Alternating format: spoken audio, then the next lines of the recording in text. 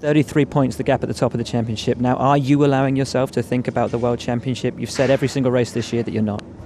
No, still not. Still a long way to go. And Lewis is still my teammate, and so always need to reckon with him because he's going to be fighting hard now in the remaining races, of course, starting with Austin, so it's going to be a good battle.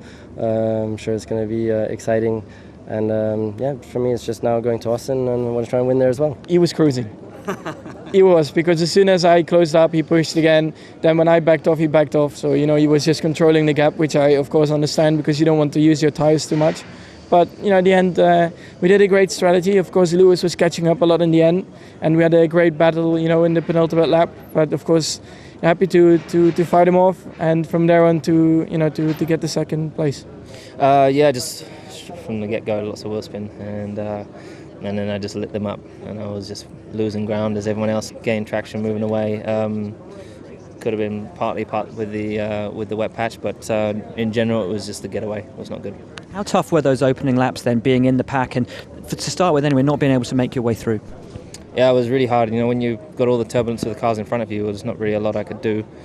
And I didn't really have the pace of Kimi, and I knew I had to go longer than the guys in front, so I wasn't trying to attack him early on in the race. And then the second half got a lot more interesting, was able to put some real good times in, and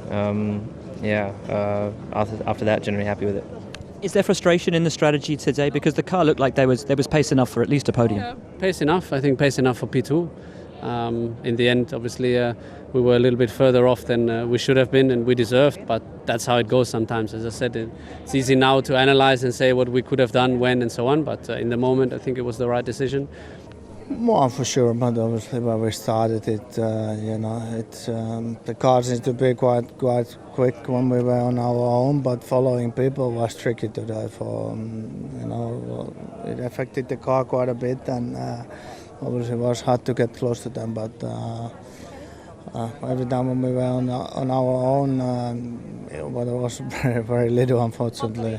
We had a lot of speed, but the issue with the gearbox and the starting position in this kind of circuit, obviously, is not very ideal. Raikkonen's gearbox penalty was the opposite of a blessing in disguise. It put me then on the wet part of the grid, and we lost out a bit there. I think, to be honest, considering my launch was actually not too bad, but Hamilton obviously suffered a lot with the wet patch, and I had to go around him, so I think that probably lost me that position with Perez. And then the first lap, honestly, I was just struggling a lot with grip. Vettel was able to get a pretty good exit out of 14. I was a bit all over the place, and he got me there. Then he made easy work of Perez, but every time I got close, obviously we don't have the same straight line speed, but also in the high speed stuff, I was just struggling a lot to keep the tyres fresh. So I think obviously the straight line speed, we struggle a bit, but also following cars close today, couldn't really save the tyres, I guess, and really launch an attack. So it was just sort of, you'd make sort of one step forward and then another back, and it was a bit like that. So finally, at the end, we had a clear track, the last stint. I think I was able to put in some good times, but it was obviously too little too late.